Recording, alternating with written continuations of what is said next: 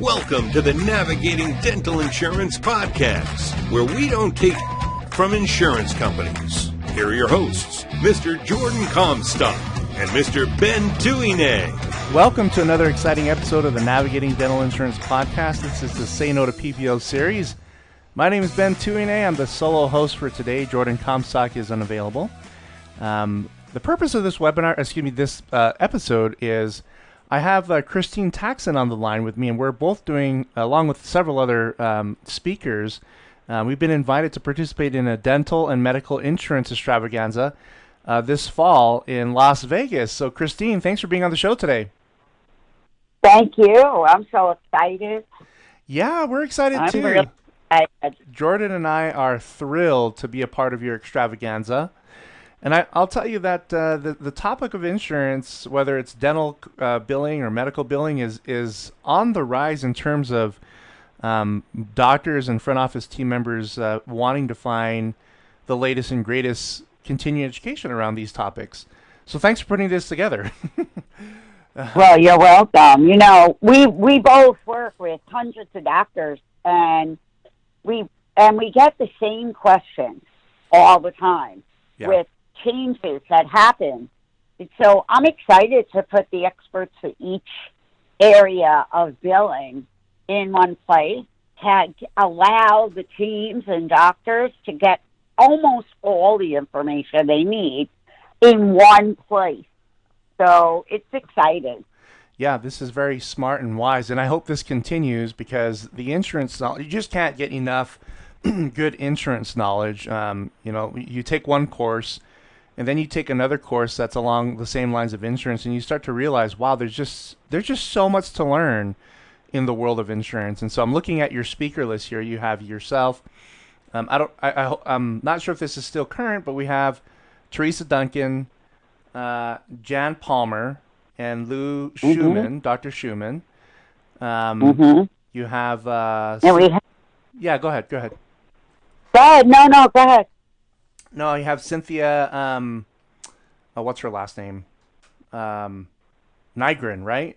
Cluck Nygren? Right. That's going to be there as well. Is there anybody else that we should mention? Yeah, we just added Judith Shrub. She is from the state board, so she's going to give a good insight to doctors about how insurance is run by the government and the banking system, but each state has their own set of laws. And so she's going to give a perspective to all the attendees on, how to contact their state boards and find out their state rules.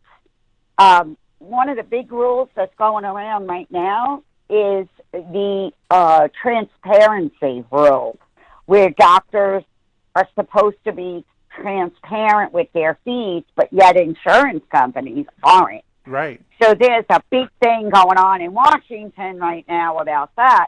And doctors need to hear what's going on.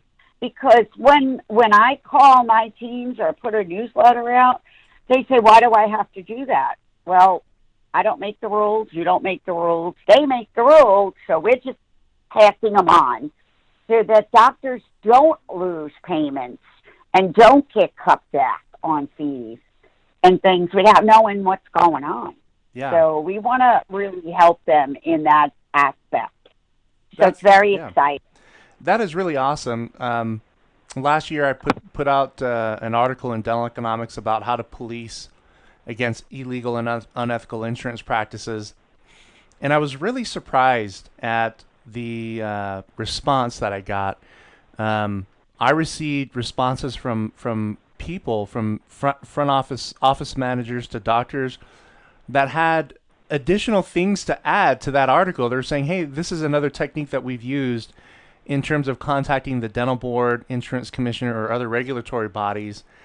And what I've learned is that there's so many laws, there's so much protection for the providers. Oftentimes we look at insurance companies as the ones that kind of direct the ship in terms of payment, and whenever there's a denial, many offices make the mistake of thinking that they just have to honor it. But I'm excited to hear this particular talk on insurance, just the regulatory aspect of how insurance is governed. So the other topics on here, I like your topic. Your topic is becoming increasingly more popular, is successful medical billing. I am part of several Facebook dental groups. I'm sure you're part of as well. And just a couple of weeks ago, one doctor was posting for one patient a $50,000 reimbursement from a medical insurance company. It's just amazing to me that there's that amount of money that's available on one bone graft. The reimbursement was over $6,000. Perio-related work, they were getting compensated at a rate of 3 times that of what dental insurance carriers cover. And I think that this is the blue ocean of dentistry. One of the key opportunities in dental practices is learning how to successfully code or bill medical, which is what you're going to talk about during your lecture. So you're with the medical coding. So I know that you have Teresa Duncan coming to talk about dental coding. Can you give us a preview of what you're going to be talking about at this meeting in Vegas? Well, yeah, what I'm personally going to cover is the fact that there are dental codes that are no longer covered under dental or have never been covered under dental. And doctors are frustrated and they stop billing it. They stop even offering some of it. And that, to me, is lack of the information. It's not lack of smarts, it's lack of information. And that's what I want to pass on. So, for instance, bone grafting is no longer covered under dental plans. Yeah. So anybody that's doing bone grafting should learn how to do it under medical billing. And when you look at where sleep apnea is right now in our country, that's all medical billing. And one of the other big topics where I'm going to be speaking about is children, sleep apnea, or growth. The growth of the oral cavity, which causes many issues that can be covered not as ortho under dental, but in medical, because it's causing medical issues in that child's health and well-being. Yeah. So we need to learn all these things, and how do we do it? How do we even set it up? So the most important thing that I think I'm going to be able to help them with are some of the rules that go along with setting up medical billing. Dental is different. You bill dental. You don't have to be in network. You can just bill it. With medical, it's not about being in network. It's about allowing the insurance company to know who you are, and that is credentialing. So irregardless of being in network or out of network, you do have to credential with a lot of the medical policies because they want to make sure they know who you are and what you do, and that it's legal. Your license is updated, your malpractice, and a lot of doctors don't understand that it's different than dental, very different. And the other big thing I hope they get from just this podcast is you need a business and PI number. Yeah. And it strikes me on how many offices don't have one. Yeah. And when I say you cannot bill medical without it, they ask me why. And the reason is medical's always paid under an NPI business. They work in hospitals. That's an NPI. They have offices. They're more groups than anything. So their rule is you have to have a business NPI. Yeah, absolutely. And so there's a lot of things that prevent them from getting paid that have nothing to do with the service. It's about the setup. Right. And so I want to pass that information on. Yeah, absolutely. I think those are key items. I think the one that you mentioned about just the initial credentialing with the insurance carrier, which sounds like to me not necessarily an in-network contract, but the insurance carriers want to know who you are and whether it's appropriate to pay claims to your office. I think that's one of the biggest struggles that I hear among dental practices is when they make an attempt to bill medical insurance, the response that they get from the insurance carrier is that your taxonomy doesn't fit the criteria for them to pay a claim to for the services that were submitted. And many offices Right. kind of get stuck in that, and they just give up, on the medical billing. And then you hear stories of other offices that many of which go to your classes, and they brag on Facebook about how much more money they're making on the dental on the medical billing side of things. And it's amazing to me that on a single claim, a doctor can get paid $50,000 for one patient. And figuring that out, and that's, he even said that, he said, you guys be surprised, that's not even the highest that he's seen. He's regularly seeing other doctors get paid a lot more than that.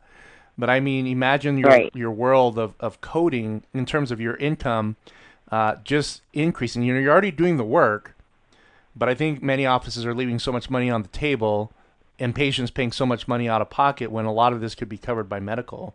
And I am so excited to learn what you have to share there, because I think many practices, especially all that are listening to this, they need to be here. If they can't be here, they need to find a way to another one of your meetings that talk more about the medical coding.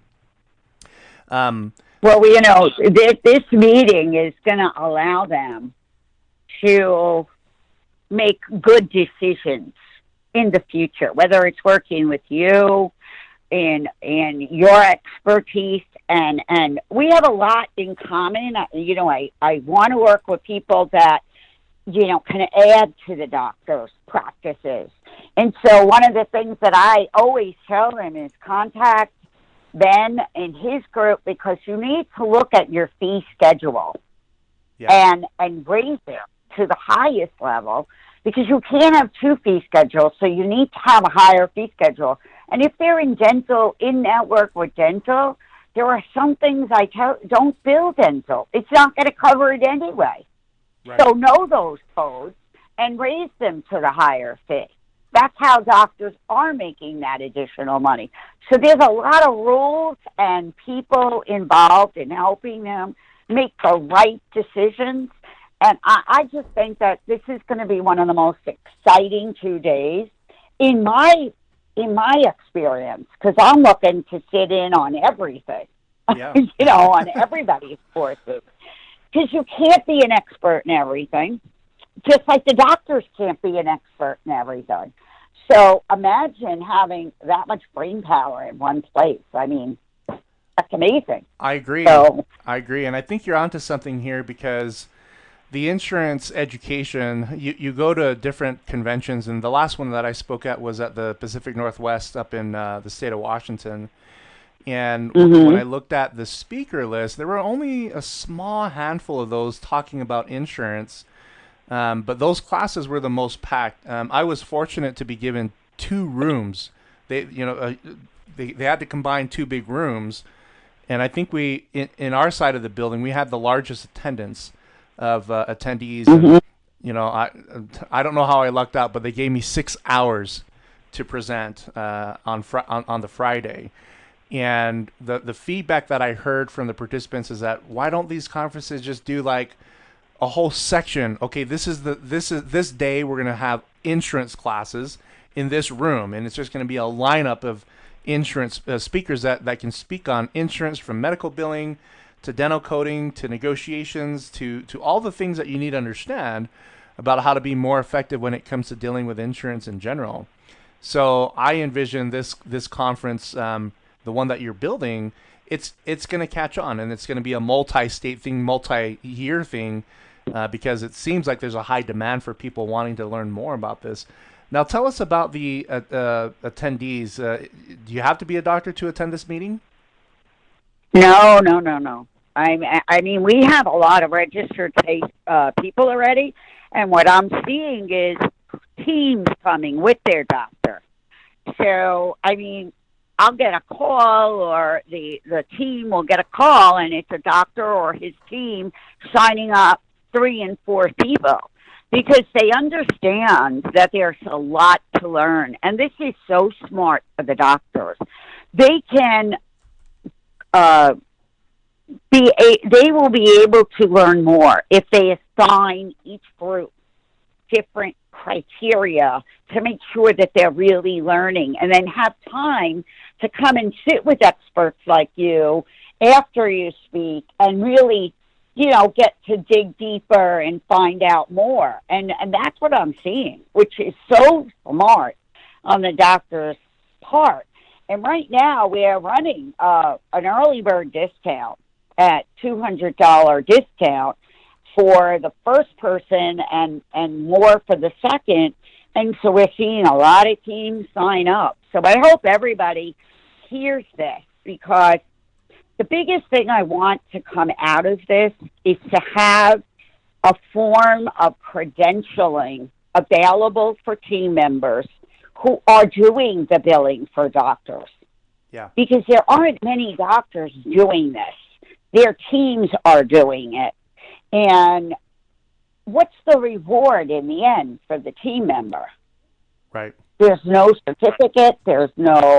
And this accreditation stuff that you see online isn't really giving them anything. It's a certificate from that company.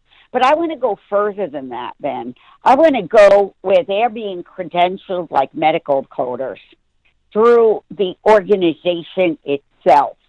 And so it's a course that's college-based and really gives them the need and the understanding that this isn't a one-time course. This is an always evolving learning place. And it's the biggest reason why I put the school platform on, so that people could have somebody helping them when a new thing comes up, and they don't have to say, I'm not going to do this anymore. I'm not going to build for it anymore. Yeah. So like oral cancer, the biggest thing in our industry, there's one person that dies every day, every hour of every day. That's 24 people a day that die of oral cancer, and dental doesn't reimburse that.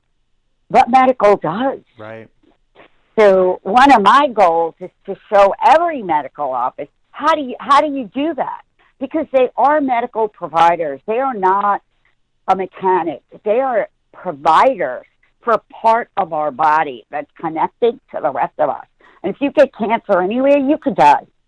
Yeah. So what makes people think you can't die with oral cancer? They are. But yet they'll say no to an oral cancer screening because their insurance doesn't cover it. Guess what? Medical can and will. Yeah. And it's amazing. Amazing. Absolutely. So yeah. We really have a lot of learning to do, and we should be giving them the CE credits just like a doctor gets CE credit.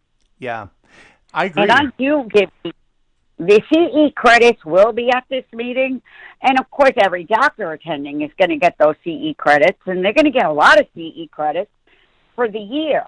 But what about the team? So I started a Hall of Fame. Yeah. And anybody that I train that gets an insurance claim goes on that Hall of Fame. I want people to see that this is happening across the country. And they are getting recognition. And they will get certificates. And they will know that I'm fighting for them to be able to get this credential, like through the ADA or the PACE or someone that has that authority that could give it out. Yeah. I have states working on it. When it comes to online reviews, there are the usual suspects. The person who yells at you through their keyboard. The guy who gives you 1 star because he got a parking ticket outside your office. Oh, and of course, the lady who wasn't 100% satisfied with the paint color on your walls. The world of online reviews isn't always fair. And chances are, if you're not actively asking customers to review your business, you're probably going to get more bad than good. That's why there's Podium. Podium has helped thousands of businesses use text messaging to collect hundreds of customer reviews on the sites that matter most. The best part is, it's super easy. It takes 30 seconds or less for your customer to leave a review on their phone, which is proven to get you a lot more reviews. To see a free demo and learn how Podium can help your business's online reputation, visit podium.com/podcast or call 1-833-276-3486 today. Mention this ad for additional savings. You're elevating the value not only for those that work in the front office in terms of having the same criteria of credentials or licensing, not necessarily, well, I don't know if it'll evolve into an actual a state licensing thing, but it's more of the value. You're building value that is not only experience, but something on paper that can add tremendous value to a person for getting these certificates. But even on the dental side, when what you're doing in terms of opening that door of allowing more doctors to bill medical and really be a true part of the entire medical process, billing process, it really does elevate the standard and elevate the value of the dentist. Growing up, my uncle's a dentist, so he's 84 years old, and I was with him 3 weeks ago in American Samoa. He is 84 years old. They called him back to come and work back at the clinic in American Samoa because he's one of the best clinicians on that island. But oftentimes on that small island, people look at the dentist and they think, oh, it's just a dentist. They make the mistake of saying it's not a real doctor. But my uncle, he's a real doctor. A dentist is a real doctor. And when you really think about what goes on clinically in dentistry, I mean, that is that is a huge gateway. The oral, the oral health is a huge gateway to optimum health, in general. It could also be a huge gateway for people to get all kinds of diseases, don't really realize when you have gum disease and other things going on in your mouth, it leads to so many other things down the road. And people just fail to make that connection. And that's something that my uncle taught us as a kid, is that, your oral health is vital. It is a very important part of your body. And oftentimes when we view visiting the dentist, we forget that it is all tied into medicine. And so when you look at you look at dentists and periodontists and other specialists that are part of dentistry, I believe that when you add the component of medical billing, now you're opening up a world of opportunity for the patients to get healthier. Because, this world where, unfortunately, many are stuck with the insurance-driven mentality where they, either teach their patients to accept treatment based upon insurance coverage. That's so hard to escape and so hard to get offices to think outside of the box, outside of that, in my opinion, a poisonous box of insurance mentality. But when you open the door of medical billing, you provide so many more options for patients to get more coverage and elevate themselves to a healthier state. So I love what you're doing, because I think that all the stuff that I see in the promotional material for this meeting, it speaks to that. So for those that want to enroll or register for this meeting, can they do that online? Yes, they can go to www.dentalmedicalbilling.com. And it's right there on the first page, and all you have to do is click and purchase. And there is still, again, a $200 discount as an early bird. And if there's groups involved, like a lot of the bigger groups, if they want, they can contact us directly. If they're going to send multiples over 5, we will offer an additional discount. Awesome. So that's because we know that this is that important. So it's not about us making the money here. It's about them making their money. These are the people that need to be trained the most, and yet we don't train them on this topic. I just want to pass on to the audience that I get calls and emails every single day from patients asking me to bill their plans because their doctor doesn't know how. And these are people that have had cancer, that have St. John's syndrome, that are diabetic, and need absolutely dental care. I mean, think about, you have chemotherapy. What happens to your body? Your body is destroyed from chemotherapy to keep you alive. There's always a benefit and a consequence with all things. And so they need our oral health care before, during, and after. And I'm telling you that I get calls every day from these patients. Now they need implants, bone grafting, and they can't find a doctor that will do medical billing. So what we're going to add to this website, and our doctors that have taken these courses with us, all of us, not just for medical, dental, because you could bill even dental for fluoride, for varnish, for over like an appliance, and give them MI paste for their treatment. And it prevents loss of teeth. It keeps remineralizing their teeth. And on top of it, we can get it covered because it's being used for an illness. Yeah. So that they don't have that much destroyed.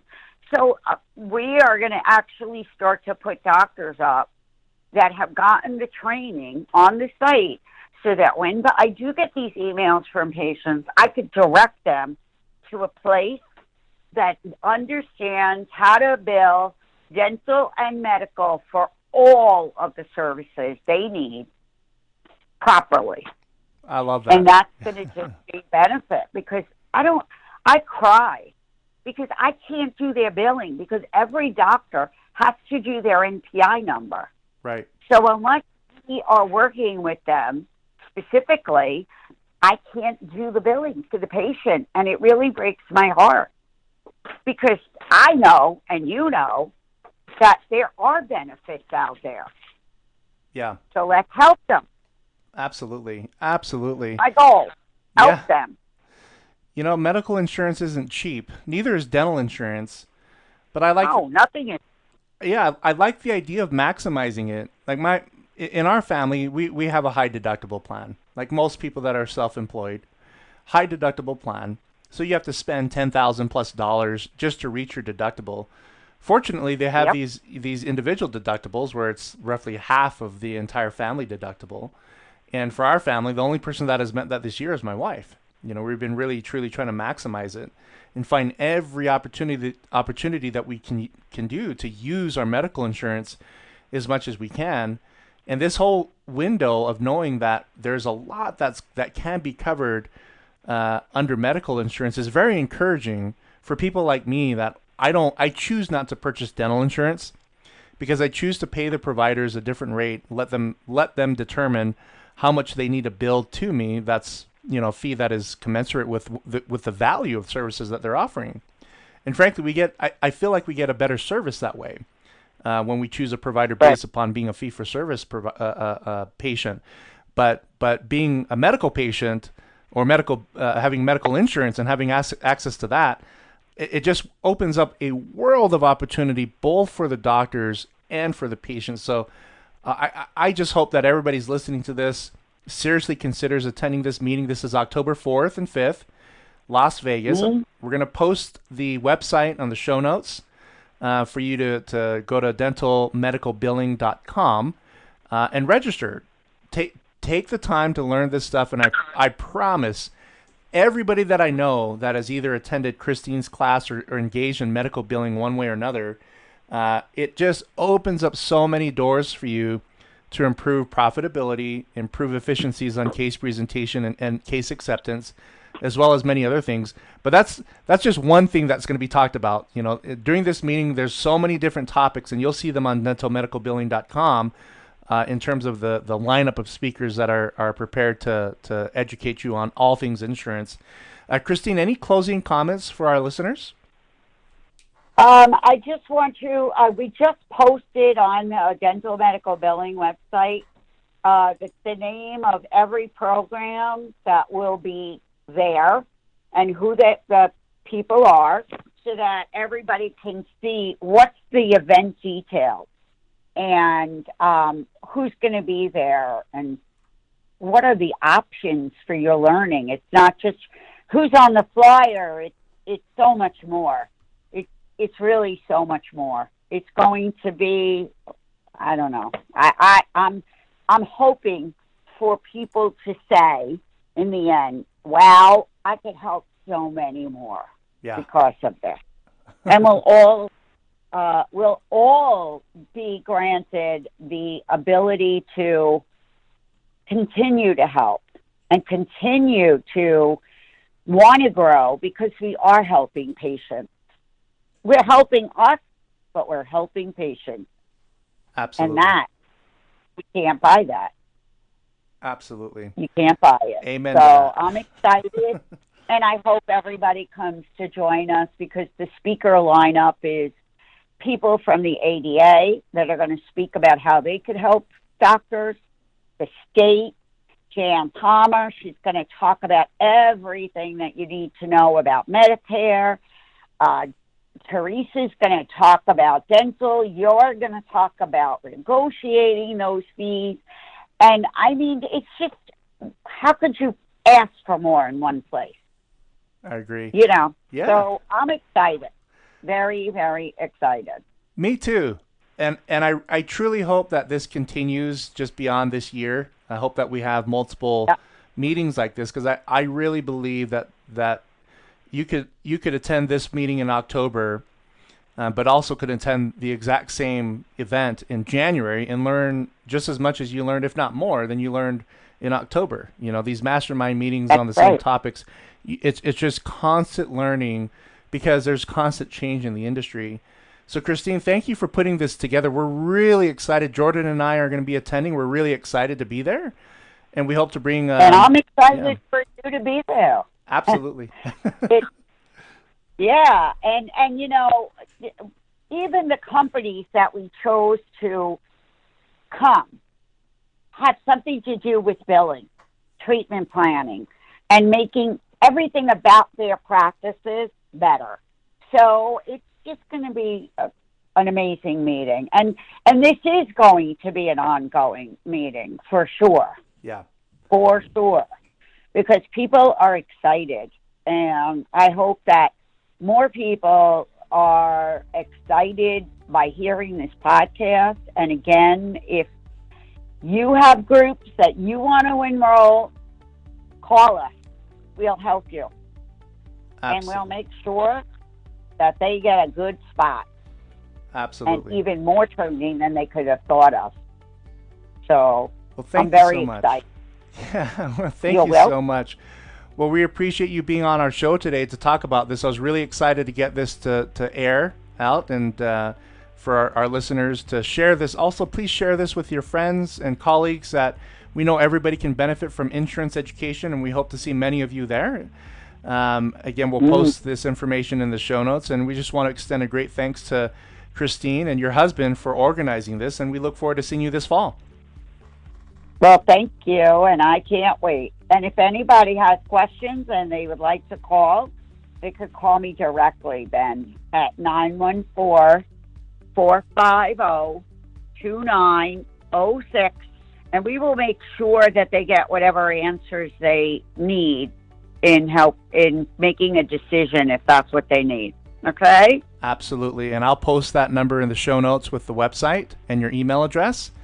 And we really appreciate your willingness to have listeners reach out to you directly. And of course, always great to have you on the show. And again, we just really look forward to meeting with you this fall, and we really hope many of our listeners can make it out there. So we'll see you then, Christine. Okay. Thanks, Ben. Thank you. Bye. Bye-bye.